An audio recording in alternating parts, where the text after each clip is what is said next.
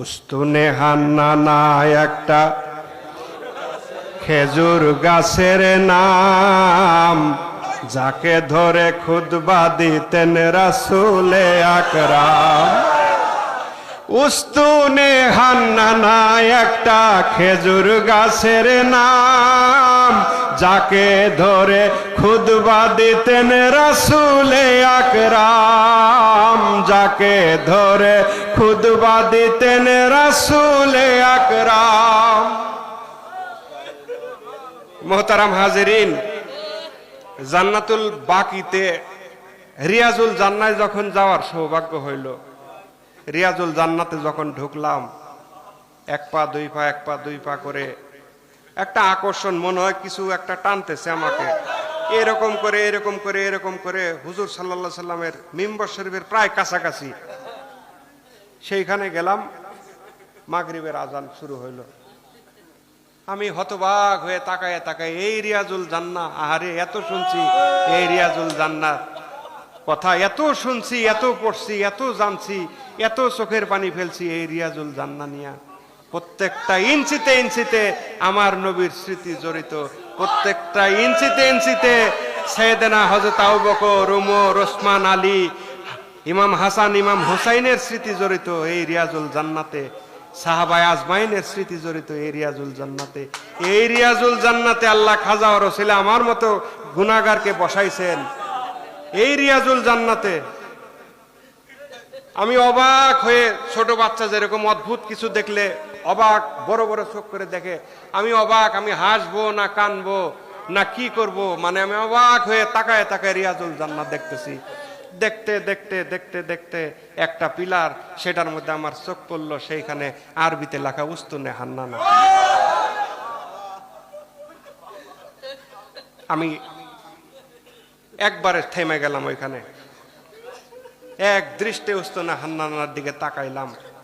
একটা খেজুর গাছ, একটা মরা খেজুর গাছ, যে খেজুর গাছের হাত মুবারক রেখে আল্লাহর হাবিব খুতবা দিতেন, কথা বলতেন সাহাবীদের, সাহাবায়ে আজমাইনের সামনে দয়া করে কথা বলতেন।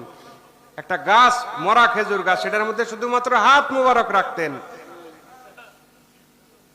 সেই গাছ মরা খেজুর গাছ, তাজা গাছও না, মরা খেজুর গাছ, খেজুর গাছের একটা খণ্ড, খেজুর গাছের গোড়া সহ একটা খণ্ড এরকম, সেইখানে মিম্বার শরীফে তৎকালীন সময় আল্লাহর হাবিব সাল্লাল্লাহু আলাইহি ওয়াসাল্লাম হাত মুবারক রেখে খুতবা দিতেন। পরবর্তীতে দূর দেশে যায় মিম্বরের মডেল দেখে সাহাবীদের মধ্যে কেউ, রিদওয়ানুল্লাহ তাআলা আলাইহিম আজমাইন, ওনাদের কেউ একজন মিম্বরের আদলে মিম্বর হুজুর সাল্লাল্লাহু আলাইহি ওয়াসাল্লামকে বানাইলে উস্তুনে হান্নানা সেই খেজুর গাছটাকে সরায় দেওয়া হইল। আল্লাহর হাবিব সেই মিম্বর ব্যবহার করলেন, সেই মিম্বর ব্যবহার করলেন। নামাজের সময় মসজিদে নববী ভর্তি সাহাবী, ভিতরে বাইরে সাহাবী ভর্তি, গম গম করতেছে সাহাবায়ে আজমাইন সবাই।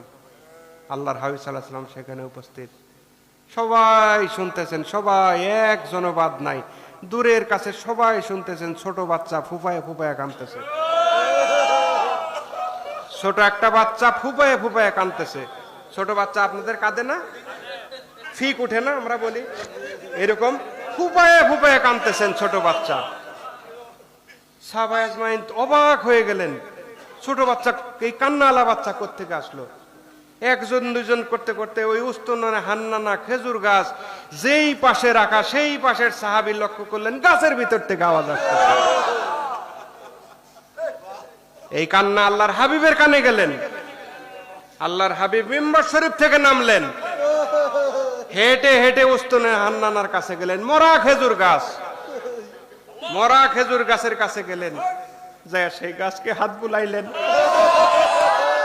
গাছটাকে আদর করলেন,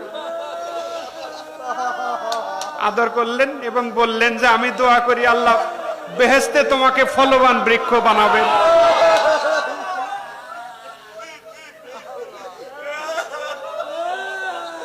উস্তুনে হান্নানা একটা খেজুর গাছের নাম, যাকে ধরে খুতবা দিতেন রাসূলে আকরাম। উস্তুনে হান্নানা একটা খেজুর গাছের নাম, তাকে ধরে খুতবা দিতেন রাসূলে আকরাম।